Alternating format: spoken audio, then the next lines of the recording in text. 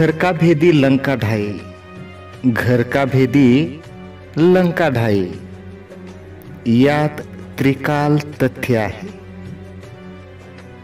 हा वाक्प्रचार आमच्या बाबतीत, हा वाक्प्रचार आमच्या बाबतीत तंतोतंत सत्य आहे.